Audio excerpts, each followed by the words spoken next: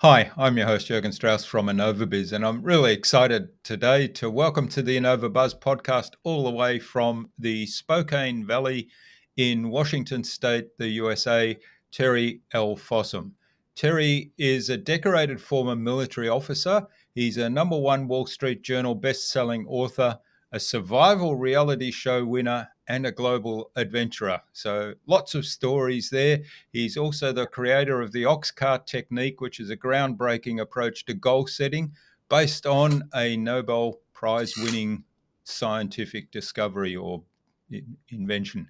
Beyond his professional success, Terry's also deeply involved in philanthropy.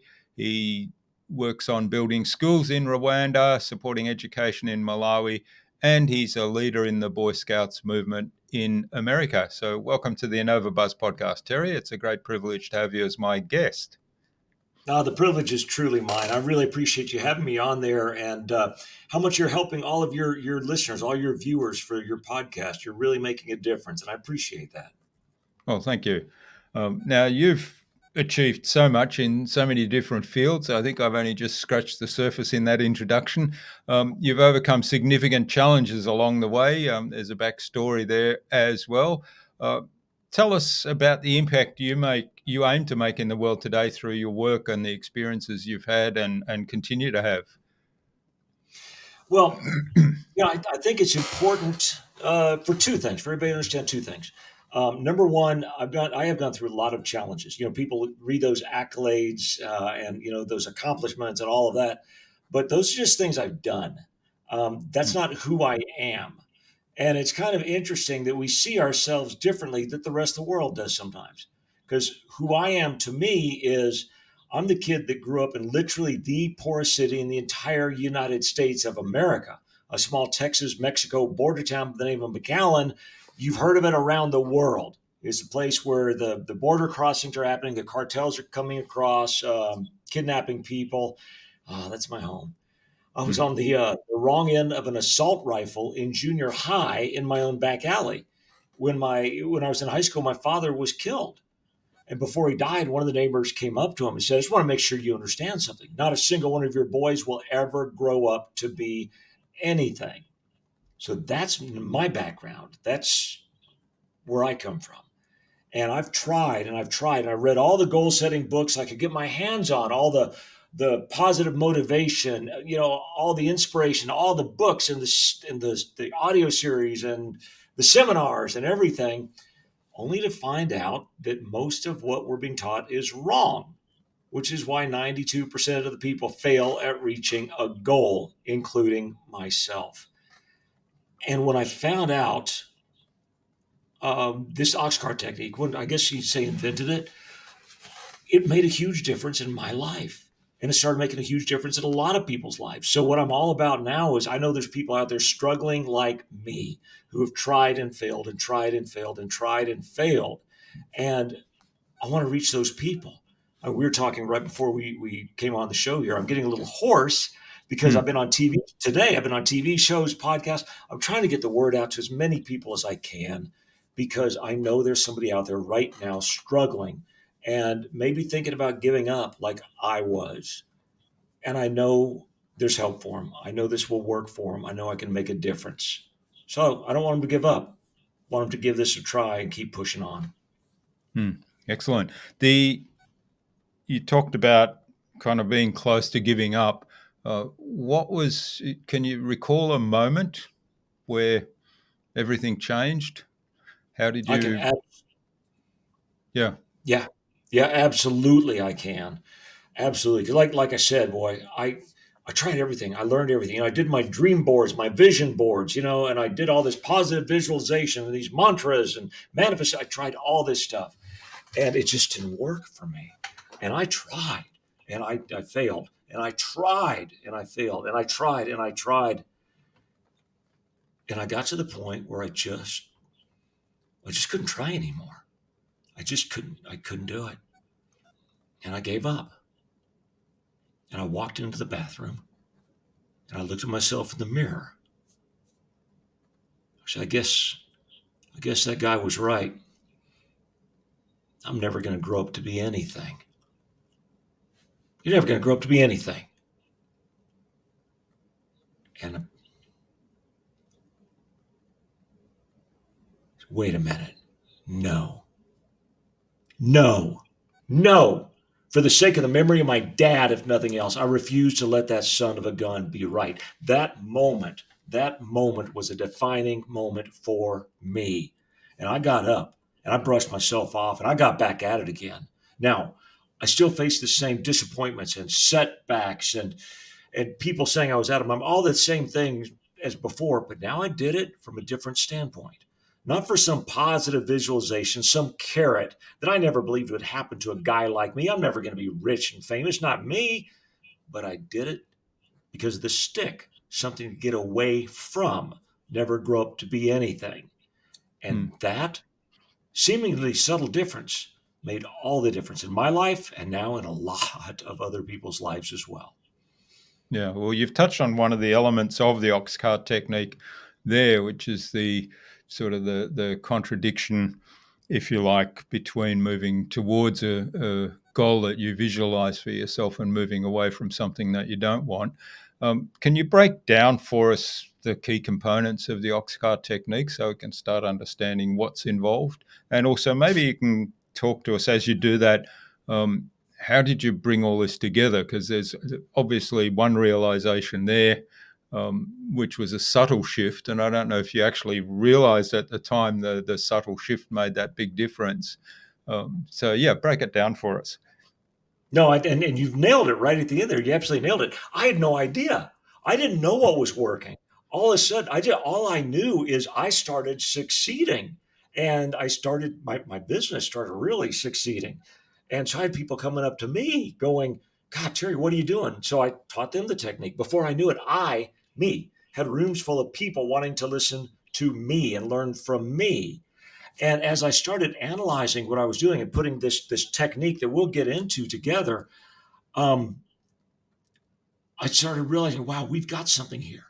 And I wanted to put it into a book, which I did, Mm, as you mentioned in the intro. But before I did, I wanted to make sure I was right about why I think this is working. So I started researching, and I came across something called prospect theory. Prospect theory, what the heck is that? And I started reading more and more and more about this. And as I did, my mouth started dropping. And I was like, oh my, I think I'm onto something. I told my wife, I think I'm onto something big here.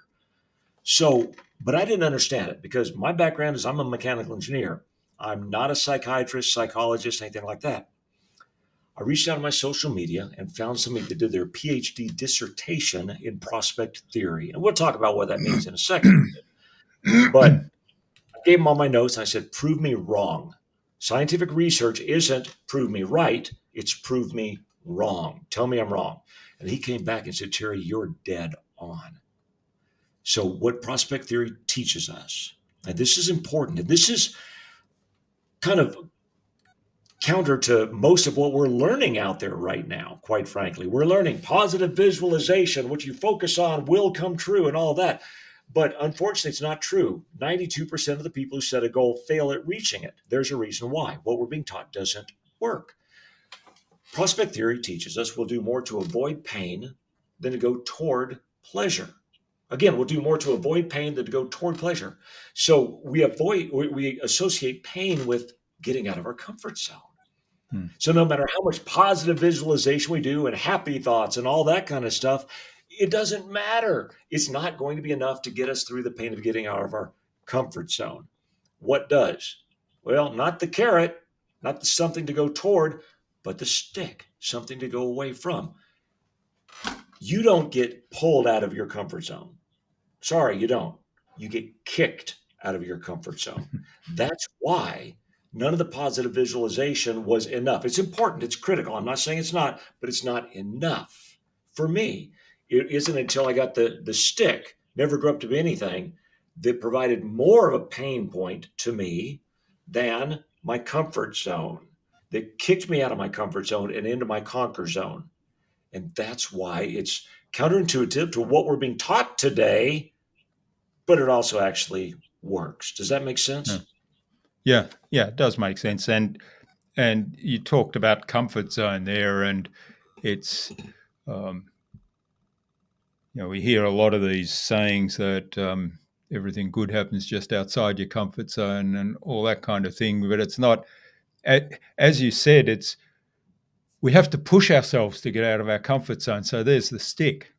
We don't say, "Oh, I'm drawn to go over here," which is out of my comfort zone. It's not like that, is it? Even the people that thrive on the positive visualization that may be wired that way still have to push themselves to leave the comfort zone. Yeah, there's no doubt about it. And that's the power of this Oxcart technique. And it's worked for people, not just for creating financial success. Obviously, it's applied to that a lot, whatever that realm might be. It might be real Mm. estate, it might be business, whatever, but also for marriages, because marriage is a goal. It's a goal that 50% fail at. And there's a reason why.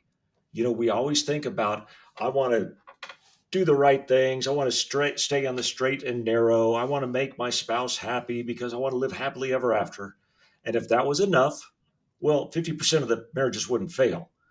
But let me give you, in fact, this is a fun example. And I know you went through my book there. You saw my actual Oxcart technique for my marriage. I'd like to give a fun example, though. And this kind of drives home how this all works. I would never cheat on my wife. Now, why wouldn't I? Because I love my wife, the carrot, the positive visual. I love my wife. I want to spend the rest of my life with her. She's amazing. She's fantastic. I love her.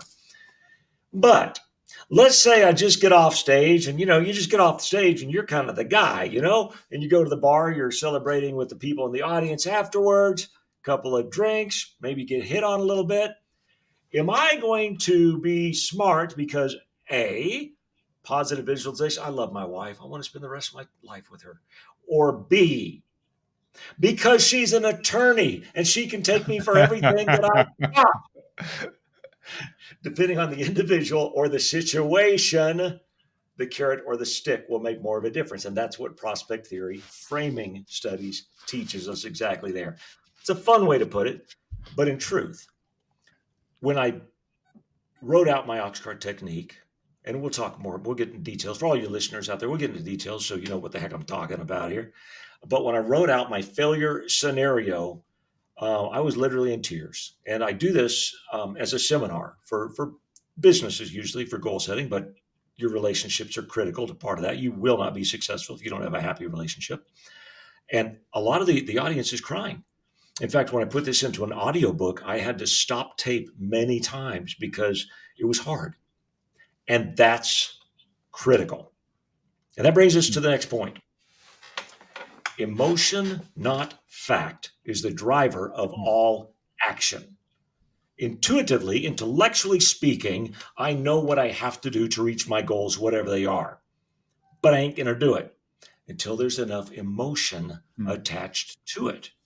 Because the decision to succeed does not happen once. It happens every single day, in fact, several times a day by the actions we take or do not take.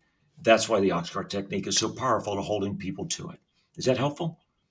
Yeah, that's quite helpful. There's a couple of things I wanted to follow up on something you said earlier, but I also wanted to get onto this emotion part, and I think the two things are connected. So you said earlier um, that okay, I've done all these things, and when you hear the accolades, you think, oh, okay, is that me? Uh, Hmm. and and then you said, but who I am is more important, and remembering, and who I am is made up of the experiences I've had, the background I have, and then going forward, of course, one of the subtle changes that I'm getting a sense of, and I got a sense of reading through the book, was this difference between doing and being. And I think that the emotion part plays into that in some ways as well. So can you talk to us a little bit more about that difference between being and doing and how that Yeah, works in the technique? yeah, absolutely. I mean, it's all about action. It's all about action, and we can do all these. And I want to make sure everybody understands I am not putting down positive visualization. Absolutely not. It's critical. It's absolutely critical for so many reasons in so many ways. But when we're talking about actually reaching your goals, it's not enough to keep you to task, Mm. or more people would keep to task. And it's the action that makes the difference. We can have all these happy thoughts in the world and think the world is just going to go to work and make them all happen for us. No, it's not. The Lord helps those who help themselves, and so does the universe. The universe can be up there. We're just going, if we're doing that, tell you what, universe, I just want to visualize it and I want you to do it for me. The Yeah. universe is going, now, wait a minute. How about you get up off your butt and do something for Yeah. yourself? Don't leave it up to me. It takes the actions to make it happen. The problem is most of those actions require getting out of our comfort zone. And that is painful for us. So we don't do it. So instead, we do the things that are comfortable. All too often, I hear the excuse, and I've used the excuse, oh, I just didn't have time to get to that. I don't Mm. have time to reach my goals. I don't have time to whatever. Bull. Yes, you did. You had time. You chose to use that time for things that were comfortable. So Mm. you checked your messages, you read Facebook, you did your social media, you did whatever excuse you could come up with besides doing the things that are uncomfortable, which is getting out of your comfort zone. So you wasted all that time. And in my book, and you read that portion too, it talks about the enormous hours every single day that we waste. It's not just in America. I think I put it in the stats were from America. It's all over the world because we do the things that are comfortable. We want to think about happy thoughts. We want to just consider them when in truth, you're going to have to work for them to make them happen. Mm. Yeah, that's a really good point. And the other, I mean, you mentioned we don't have time, or I don't have time, which is a good Yeah. excuse. The other one I hear a lot is, that's a really great idea, but I thought of that years ago. That's that to me is another symptom of that. Yeah, well, thinking of it is one thing, but they did it. They Yeah, turned it into absolutely. action. Yeah. Yeah. And even if you did try to put it in action years ago, a lot of things have changed in a few years, Mm. including yourself. Perhaps for whatever reason you weren't able to, or chose that you weren't able to, decided you weren't able to do it back then. Well, you make different decisions today. If you still believe in that concept, that dream, that goal, that whatever it is, maybe it's time to dust it off and get back at it again. Mm. Yeah, where I was coming from though with that question of being versus doing, I mean, action is really important, but the idea that I think you touched on earlier when you said this was, um, and it was part of that subtle shift where you were doing the visualizations, you were presumably doing lots of actions to um, try to achieve the goals or to work towards those goals that you had. And it was the subtle shift of, I want to avoid the pain of not becoming anything as was predicted. Combined with that, you said, I'm not going to be that person Yeah. that amounts to nothing. I'm going to be successful. And I thought there was that element to that shift that played into the emotional feelings that maybe created some of that change. Yeah, it's really a decision of who I want to be. Who am I going to be? And that includes all of the actions that you take, because quite frankly, you can Mm. think you are whoever you are, but Yeah, it's yeah. really the actions that you take. And that is where the Oxcart technique helps you keep to that, who I'm going to be. I'm not going to be the guy that never grew up to be anything. I'm going to be the guy that's done a few things, more importantly, in my opinion, that's helped a lot of people. Because to me, that's a good life. Mm. Yes, making an impact. All right. Well, you talked about prospect theory, and prospect theory is the Nobel Prize winning technique that I referred to in the introduction. How does that factor into the approach? Um, how do you use the idea of the positive and negative framing? Okay, you got it.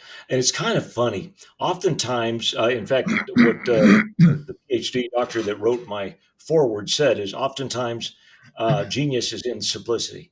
And we boil all this years of research and Nobel Prize science and all that down to three pieces of paper. Just three pieces of paper. That's all it is, but so powerful. And it starts with, in fact, I think it might be kind of fun before we even, and I'll go into those what those pages are. But um, the book, the Oxcart Technique, the title of the book is based on a parable that Hmm. I adapted to fit into this. So, if you don't mind, I'd like to tell the parable Sure. real quick. Would that be all right? Yeah, sure. Okay. It's called The Farmer and the Ox Cart. There once was a farmer that lived on very fertile land, but he had no way to get his cart full of vegetables across the river to the market. Well, why don't you build a bridge? The village elder asked him. Build a bridge? I don't know how to build a bridge. I'm a farmer. I don't know how to build a bridge. Okay. Ask the carpenter. He knows how to build many things. So, sure enough, the farmer had his bridge, but he had no way to pull his cart full of vegetables across the bridge to the market. So, he bought an ox from the village elder. It was a good ox, a strong ox. But when he brought it home and attached it to his cart, the ox refused to pull it anywhere. This ox is no good, he said to the elder. I want my money back. Well, what did you do to motivate him? Motivate him? He's an ox. He should know what to do and do it. Do you always do what you're supposed to do, or do you need to be motivated sometimes yourself? Find out what the ox likes. Reward him when he does right. Well, the farmer knew that the ox's favorite treat was carrots, sweet and juicy. So he dangled a carrot just in front of the ox's head. When he moved forward to get it, he pulled the cart behind him. And that worked great. As long as the ox was hungry. But when he wasn't, it didn't work at all. Angry again, the farmer approached the elder. What am I supposed to do when the carrot doesn't do the trick? Sit beside the road till he's hungry enough? This just won't do. What do you do when you don't feel like working, but know you need to anyway? Well, I think of how my crops will rot in the field, my family will starve. That gets me out of bed no matter how tired I am. Okay, what is it that the ox doesn't like? Well, he hates for anything to touch his tail. My son grabbed it the other day and nearly paid the price. Okay, next time the carrot doesn't do the trick, try tapping his tail with a stick. Well, that worked so well that usually just showing the ox the stick was enough to get him going. Boy, that farmer was sure proud of the shrewd purchase he'd made. That's the best ox I ever had. Sometimes the carrot worked, sometimes the stick worked, but when he used them both together, he always got his crops to the market. So we've got three elements to that story.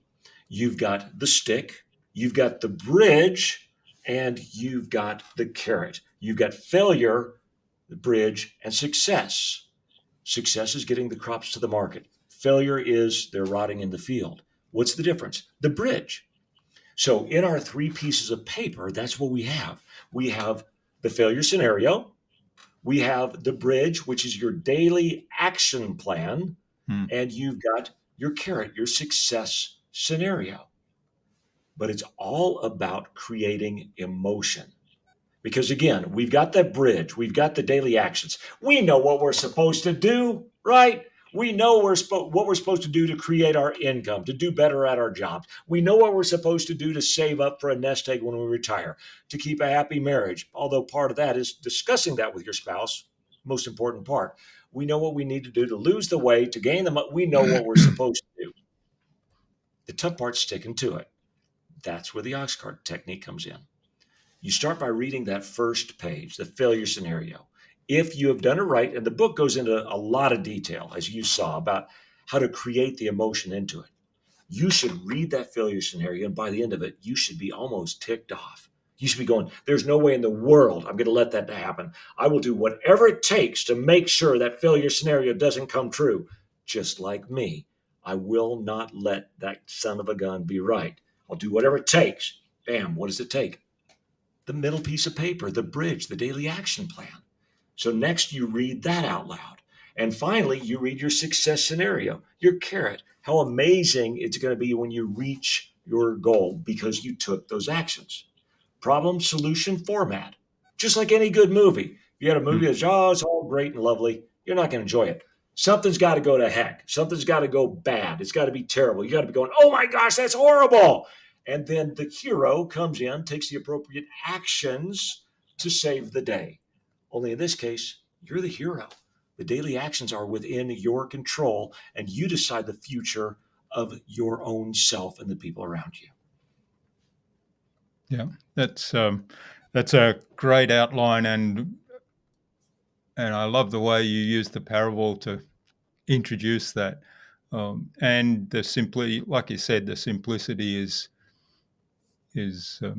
that's where the beauty is, isn't it? Yeah, Hopefully, yeah, everybody can understand that. yeah. And anybody can do this, Mm. but don't let the simplicity fool you. It's insanely powerful, Yeah, as yeah. emotions always are. So you've shared with us kind of that this is a key part of your life. Uh, what can you share with us some other transformations, some examples that you've seen in people's lives that have adopted this technique? So many, so many. A couple of examples. I do a private coaching program only for people who are serious. If you just want to look into this, you know what? The book, it's there for you. It's available.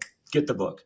For those that are very serious about this, about creating serious incomes, whatever the business goals are, whatever, do private coaching.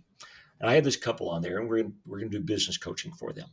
It became very evident very quickly that we had different coaching to do first. We needed to work on their marriage because things were not going well. In fact, they were going very poorly. Now, the man who was part of this couple that I was coaching, he's one of those hard type, he's older, he's harder. By God, I don't do crap like that. That's not my kind of deal. Like, okay, all right, let's just keep talking. By the end of working through, we worked on their action plan together. We got them communicating and found out that some of the things that one spouse was doing was ripping the other one to shreds, just tearing them apart on the inside, but they never communicated about it. They never talked about it. And vice versa. The way the other one was reacting was tearing the other one to shreds. So we worked on those things together. We created their failure scenario. And that tough old guy was crying on the Zoom meetings with me. He's in full tears going through that, which means it's gonna work. Hmm. Emotion, not fact, is the driver of all action. By the end of that, I believe we saved their marriage. And now, and only now, can they work on their business. But the fun one, I mean, no, that was amazing. That's amazing. I don't want to make light of that. That was Hmm. amazing. But here's the deal. I'm working on the book. I'm writing the book still, okay? It has not been published. It's not been anything. I'm working on a chapter on addiction, but I'm not really sure I want to include it because it's kind of more of a business type book. So I don't know. I don't know, but I'm writing up the notes and I interviewed these real experts on it and I'm writing this up, but still I don't know and my doorbell rings while I'm writing this chapter, trying to decide if I want to include it. So I go check it. It's one of my housekeeping team. Okay, Mr. Fossum, I'm so sorry to bother you. We were here yesterday. I think I left my favorite sweatshirt here. Do you mind if I look around for it? Like, okay, you know the house better than I do. Go for it. But something seemed wrong. Something seemed off. Just, I don't know. You get a feel for people. So she made a beeline up the stairs to our bedroom area. And I said, you know what? I crept up the stairs and I'm looking through our bedroom into our bathroom area. And she's in my underwear drawer. So I let myself be known. I said, your sweatshirt is not my underwear drawer. Oh, I'm so sorry, sir. I didn't, it was open. I was closing it for you. I was about to say something and she looks past me and oh, there it is. There it is. So I turn around and there is her sweatshirt partially underneath my wife's side of the bed. So well, okay. All right. Thank you so much. Thank you. Okay, cool. I call up my wife and I say, dear, I called her dear. Was there another woman's sweatshirt partially under your side of the bed? And she goes, if there was another woman's clothing by our bed, you would be the first to know about it. So I called up the boss of the cleaning team and said, okay, she was robbing me, I believe. She'll never be in my house again. You decide what you want to do. They both call me up the next day, and the housekeeper's in tears, and she lets me know what happened. Says 12 years ago, I was in an accident.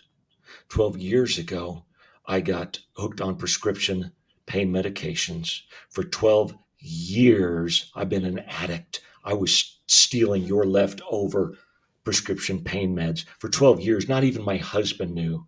Nobody's known. And I haven't been able to break it. And I said, okay, I knew I needed to help her, actually help her. So here's the deal. Failure scenario, stick. You're going to prison. This is a felony. You are going to prison. Tears start coming down. I let that soak in just for a second. Then I gave her bridge, her action plan, unless you go to an inpatient treatment program. After that, you go to an outpatient treatment program. Get the help you've been needing for 12 years. And by the way, I will follow up with you to make sure you do it. And if you do, success scenario, Carrot, you can be free. You can stop lying to your husband. You can stop lying to your friends and family. You can stop lying to yourself. And I'm ecstatic to say that it worked. That has been probably about 12 years ago now. And as of today, she is still clean. She now has a chapter, or part of the chapter written up in the addiction chapter that is Hmm. absolutely in my book. Hmm. Yep. And that's a very powerful story. And of course, it brings up emotions just hearing you talk about it again. And it made me feel the same way as when I read it. Um, Yeah. you've talked about a couple of things there that I guess, in the context of life are pretty big, right? Saving a Yeah. marriage, saving a business, overcoming a serious addiction that's been 12 years in the as part of her life. Um, what about short-term goals, easy goals like today? Today, I want to finish this website, I or love it. today I want to write a blog post, or whatever it might be in a business sense. A short-term goal, like a little action. Um, can you apply the Oxcart technique to that? It's kind of funny. I've had more than one people ask me, Terry, is it normal once I've learned this and applied this? Is it normal to apply it to like everything I do? Yes, it is. Welcome to your new world. Absolutely, it works. And it works really, really well because for every task that you making that blog post, let's say that, there are going to be other things that try to get in the way, that try to pull you away. The excuses that you read about in the Hmm, chapter in the book, too. So it's important, even on those tasks, to write it out and to understand if you're not doing it, what's going to happen if you don't? Think about it. Even if you don't write it down for your one short term your goal, what can hmm, happen if you don't get to that blog post? Well, I'll do it tomorrow. No, you won't. No, you hmm, won't. It's not going to happen. You probably won't get to it again or again. You're setting a habit here, and habits are long term. So understand if you don't get to it, what's the bad thing that's going to happen? Okay, cool. There's that negative visualization. Now let's add to it the positive visualization. Who are you going to help from that blog post? Picture somebody's face reading your blog post. What difference are you going to make in their lives? That's the difference. And also back to the negative one with that same person. This is the way I feel about the Oxcart technique. I know there are people out there right now who are struggling, who are praying, who are crying out because they haven't reached their goal. If I don't get on your podcast, I'm not hmm, going to reach that person that I could have reached. And that makes me make sure and get on your podcast, right? Do the blog post, do the whatever it is, that short term goal that's going to make a difference. Attach emotion to it. Again, I'll say it a billion times. Emotion, not fact, is the driver of all action. So use both the carrot and the stick, just like the farmer did. hmm. Excellent. All right. Well, I've just been alerted by my little coloured timer here that we're going over time here. So time flies when you're having fun. We Right could on. go on talking for ages about this, but I guess we want to leave something for the listener to go and read in the book, don't we? So, There's a lot. um, There's examples for you in there for everybody. hmm. So one of the things I was curious about, and kind of relates to some of the adventures that you've had, and you talked to me about one of them in particular, and the idea of putting yourself in a space where you're vulnerable.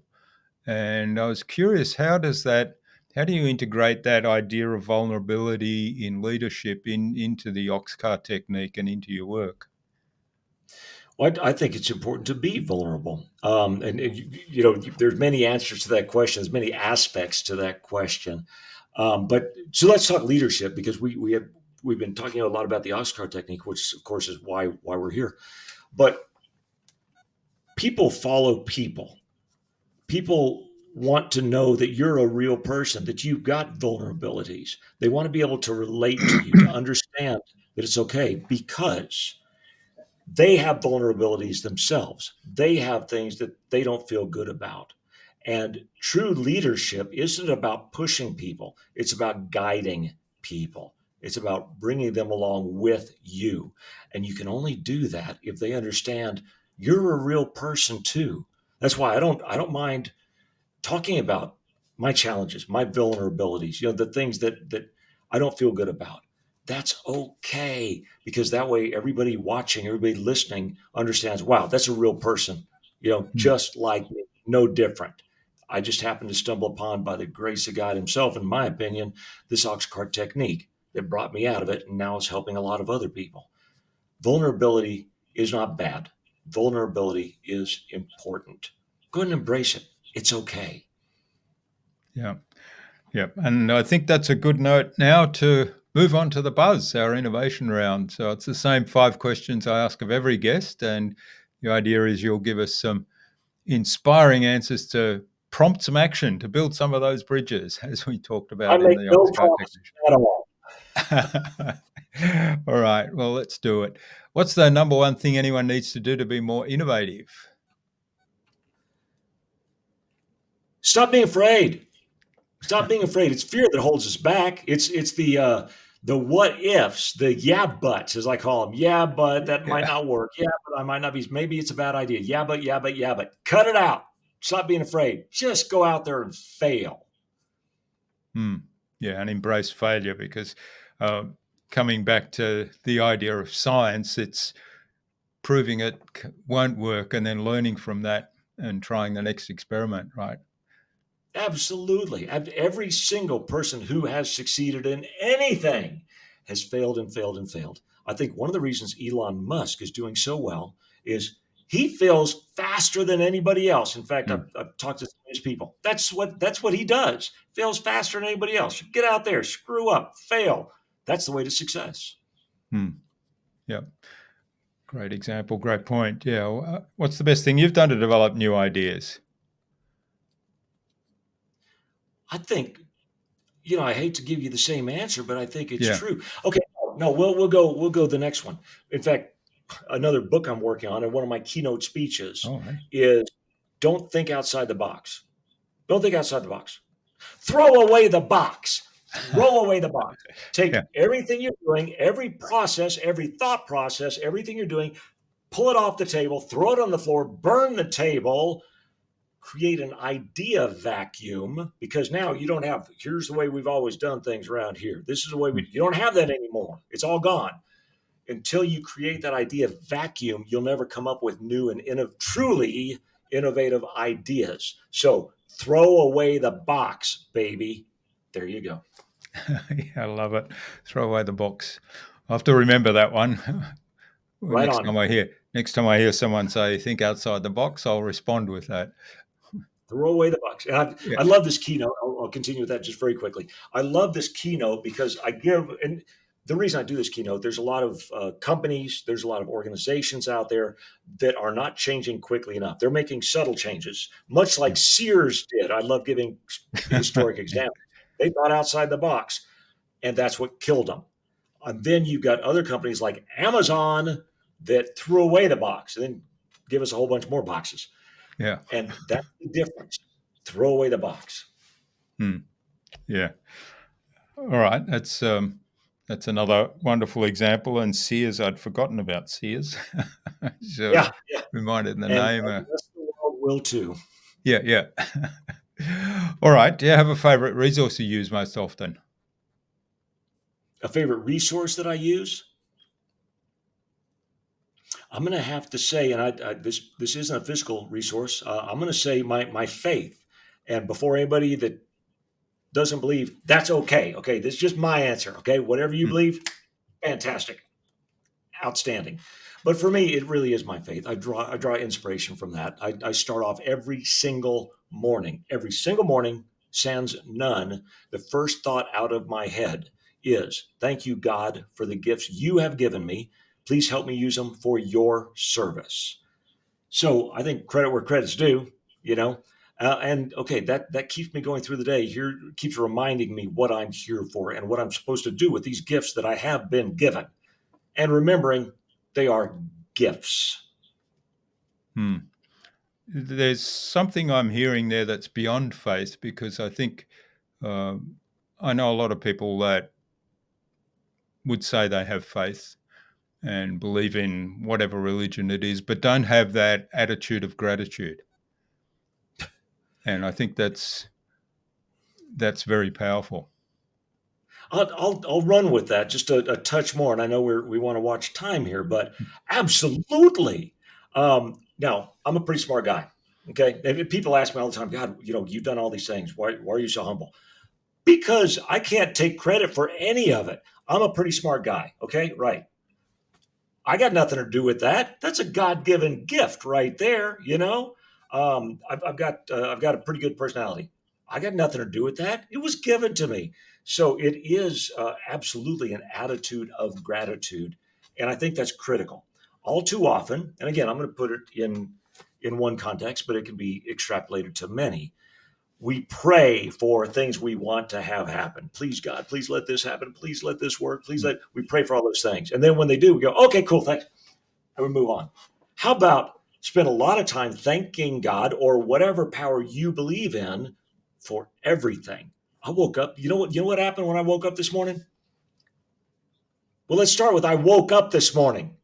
Something to Yeah, be it's appreciated good. of because there's a Yeah, lot of other people a doing. lot And lot better the than the rest I open my alternative, isn't it? eyes. Yeah. We Hmm. have a lot to be thankful for. Be thankful. Be appreciative. It can all be taken away like that. Hmm. Yes. All right. Wonderful. Now we've probably answered this next question, but maybe you could couch it in terms of the accountability part of the Oxcart technique. So the best way to keep a project on track. Yeah. Yeah. Accountability. I think it's a great one and a very quick story. I was on, back when I was building my business, before I was successfully building it, but as I was starting to, the Oxcart technique was working for me, I would get on accountability call with three other people. And I would set a absolute every day, not a goal. A goal is something to too many people you may or may not reach. We've heard shoot for the stars. You might hit the what bull. Hmm. No, no, no. I set absolutes. I will absolutely do this every day. Every morning, 0600, 6 in the morning, I'd get on the call with three other people. They'd give their excuses of why they didn't reach their goal. I did it no matter what. I wouldn't, even though they weren't doing it, that has no effect on me. I knew I was going to have to get on there and tell them, yes, I did meet my absolutes for the day or did not. Accountability is huge, but most of all, be accountable to yourself. Hmm. Don't buy off on the excuses. Don't let them soak in and actually believe they're true. Excuses are lies we tell ourselves because we want to believe it's not our fault. Okay. You're in control. You got the power every single day, every single minute. Use it wisely. Yeah, yeah, it's a very powerful point. And um, there's another part of that that I think people miss a lot, and that's I'm doing this for myself, not to be able to tell the other people on my accountability team that yes, I've done it. I'm not doing it for them. In fact, they probably don't even care. Well, actually, if they're good accountability buddies, they do care. But um, I'm the one that cares the most about whether I do what I set out to do today or not.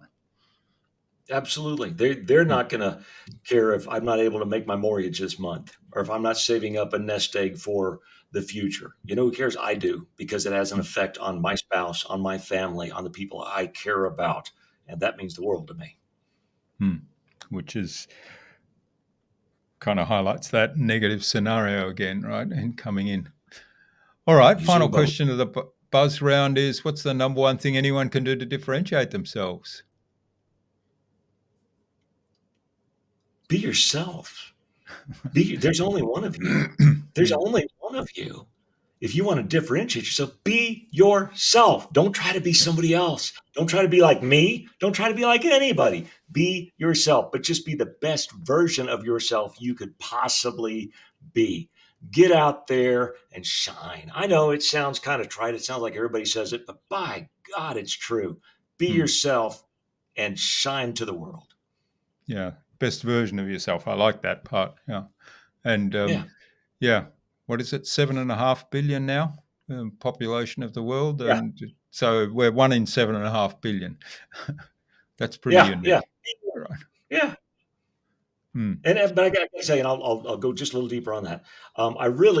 That really came to internalize that in acting class, actually, because I decided I wanted to see if I could act, and won't go in that whole story, but that's one of the things I learned. Just be you. Don't try to be, some other character or something else. Hmm. Just be you. And when I really internalized that, just for me, some people are going to like me. Some people aren't going to like me. Okay. It's not my job to make them like me. It's my Hmm. job to be the best version of myself I can. And they can take it from there. Yeah. Yeah. All right. Well, that's fantastic. Thanks for getting us through the buzz round, and thanks for the conversation today. This has been absolutely fun and enjoyable, and I've learnt so much more about the Oxcart technique than I found in the book. So there's a lesson in that perhaps as well.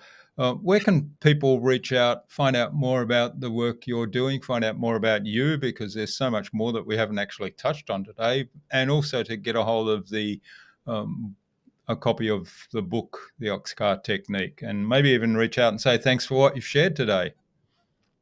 I would really appreciate that. That last point you just made means the world to me. The book you can get on Amazon, the Oxcart Technique Blueprint for Success. You can see the copy of it back there, what it Mm. looks like, because there was some knockoffs as soon as I hit number one on Wall Street Journal. My overall website, terrylfossum.com, Fossum, terrylfossum.com. If you want to go specifically to the Oxcart information, thegoalsecret.com, thegoalsecret.com. And you can contact me through that website. Please do. Please do. Just like you said, it means the world to me when people reach out and go, "You just saved my marriage," or Mm. "I've been trying to be successful as a realtor forever, but couldn't stick to it," or "My teams couldn't stick to it." And this teaches you how to apply this appropriately to your teams.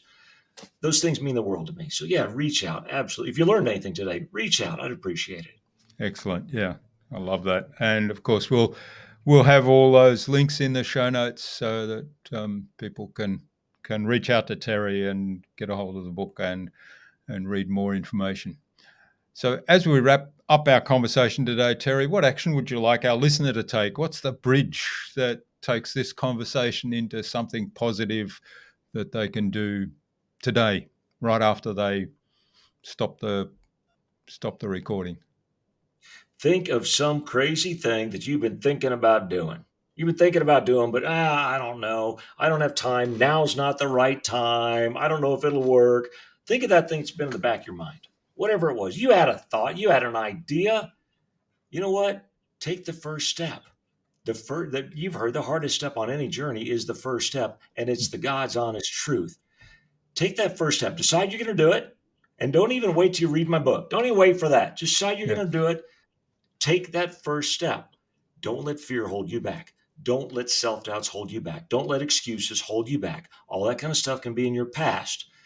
Get out there and make that step.